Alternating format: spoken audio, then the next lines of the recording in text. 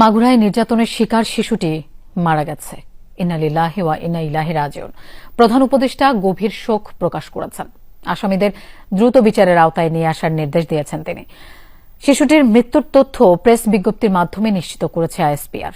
জানায়, দুপুর 1টার দিকে ঢাকার সম্মিলিত সামরিক হাসপাতালে চিকিৎসাধীন অবস্থায় শেষ নিঃশ্বাস ত্যাগ করে শিশুটি। আজ সকালেও 3বার কার্ডিয়াক অ্যারেস্ট হয়। 2বার স্থিতিশীল করা গেলেও তৃতীয়বার আর হৃদস্পন্দন ফিরে আসেনি। গত 8 মার্চ শিশুটিকে সংকটাপন্ন অবস্থায় ঢাকা সিএমএইচে ভর্তি করা হয়। বোনের বাড়িতে বেড়াতে গিয়ে গত 6 মার্চ শিশুটি ধর্ষণের শিকার হয়। এই অভিযোগে মামলা করেন তার মা। মামলায় শিশুটির বোনের শ্বশুর, ভগ্নিপতি, শাশুড়ি ও ভাসুরকে গ্রেফতারের পর রিমান্ডে নেওয়া হয়েছে।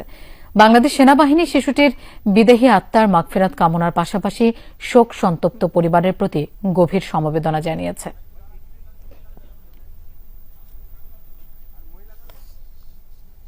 দর্শক, এ ব্যাপারে আরো জানবো। আমাদের সাথে যোগ দিচ্ছেন সহকর্মী ভাস্কর ভাদুরী। ভাস্কর, আইএসপিআর কিছুক্ষণ আগেই শিশুটির মৃত্যুর খবর নিশ্চিত করেছে।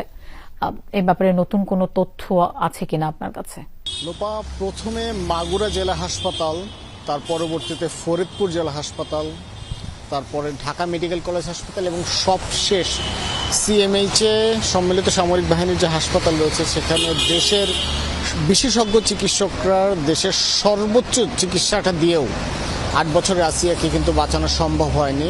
না ফেরার দেশে আসিয়া চলে গেছে এবং পুরো দেশবাসীকে এক করে তার উপরে যে নৃশংসতা হয়েছে সেই নৃশংসতার বিষয়ে অনেক প্রশ্ন রেখে আসিয়া কিন্তু এই পৃথিবীর মায়া ত্যাগ করেছে।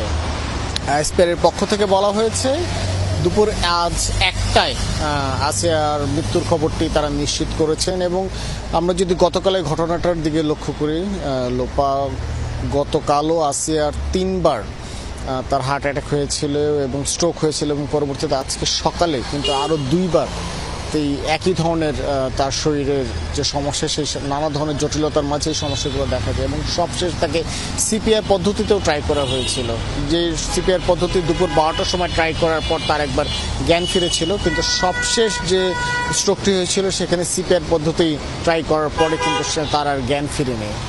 মূলত আসিয়ার এই যে বিষয় এবং আসিয়ার যে ধর্ষকরা ছিল তাদেরকে 4 জনকেই কিন্তু আইনের আওতায় নিয়ে আসা হয়েছে এবং তার মৃত্যুকে এত ছোট শিশুর উপরে এবং অমানসিক নির্যাতনকে কেন্দ্র করে পুরো দেশের মানুষ কিন্তু সরব হয়ে উঠেছিল। সকলে একটি প্রত্যাশা ছিল যে আসিয়া যেভাবেই হোক পৃথিবীতে সাধারণ জীবন ফিরে পাবে এবং রাষ্ট্রের উচ্চ পর্যায় থেকে শুরু করে একদম নিম্ন শ্রেণীর মানুষ পর্যন্ত সকলেই কিন্তু তার জন্য দোয়া করেছেন, প্রার্থনা করেছেন, কিন্তু তাদের সকলকে কাঁদিয়ে